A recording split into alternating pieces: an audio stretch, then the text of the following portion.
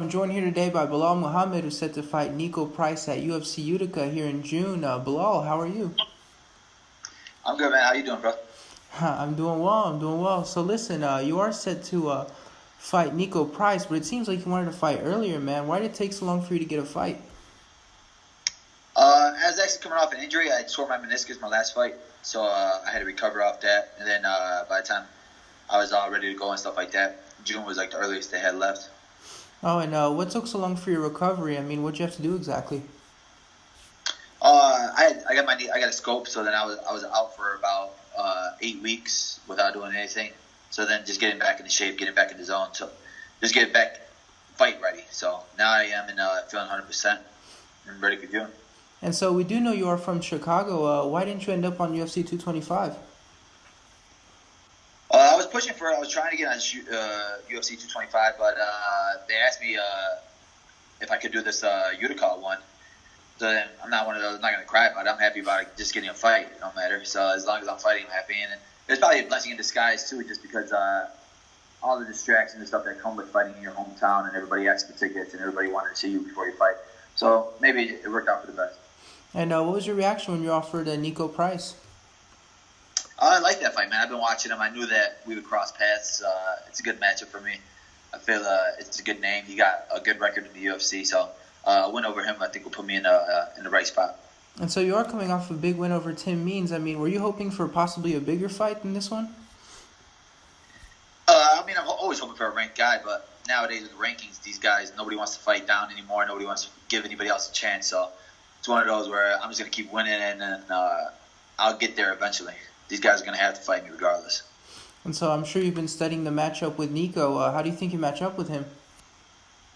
Good, man. I feel like I'm better than him everywhere, so I feel like it's going to go in there, and I'm going to be able to put on a show and show everybody where I belong. And so you are on an impressive 3-fight winning streak. What do you think's been the key for you? Key is just getting more comfortable in the cage, getting more comfortable in the UFC cage, just figuring out the whole fight week and everything out with it. I feel like now it's all the nerves are gone now. Now it's where I know that I belong. It's not one of those where it's before, oh man, I'm in the UFC, you couldn't believe it. Now it's more so I need to get to the top 5, top 10. So. And so you are coming off a big win over Tim Means in your last one. Do you think that's the biggest win of your career so far? Yeah, I mean, your last one is always your biggest win. Your next fight is always your biggest fight. So I feel like Tim Means was a big name. He had a lot of people know who he was. Even like Jordan Main before him was another big name. And people know who these guys were. So I felt like Tim Means is probably one of the most craftiest strikers in the 170-pound division. And I was able to outstrike him on the feet the whole time. So I feel like it just showed people a different part of my game.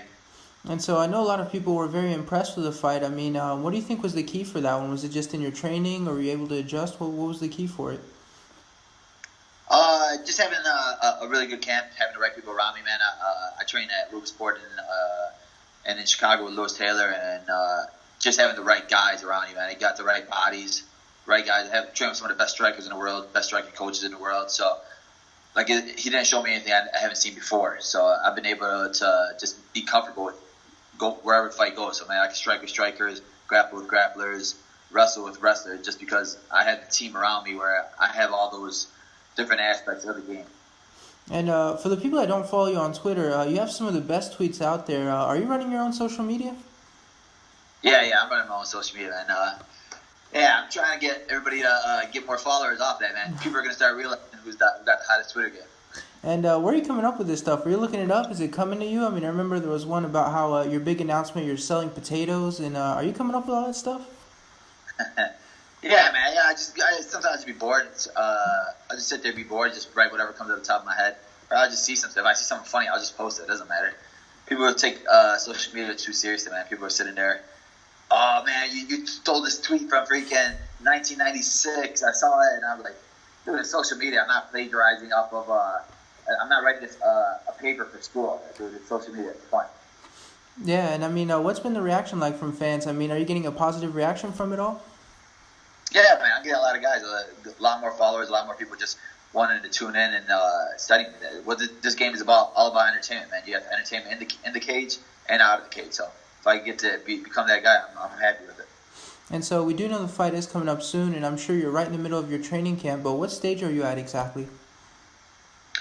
I mean, like I'm one of those guys where it trains all year round, so I don't really take out time. So now it's just basically getting in the zone, getting right, getting in the right spots, working the game plan with the coaches, seeing what I need to work on, what I don't need to work on. It's also about like bettering myself. I'm not one of those guys where I'm going to study my opponent's film every single day, trying to figure out what he does wrong, what he does right. I'm watching my own film. I'm training for the title. I'm not training for my next fight. That's what I'm working on. Just trying to become the best fighter out there. And when does your weight cut start for you? I mean, I'm not really a big weight cutter anyway. I would usually walk around probably like 185, 188. So it usually comes off anyway when I just clean up the diet a little bit. I don't have to hire a nutritionist or anything like that. I just eat cleaner and then the weight comes off. And so since you don't weigh a lot, I mean, has there been any thoughts of potentially 155, or are you happy at 170? No, I'm happy at 170, man. Once I win the title at 170, maybe I'll go down.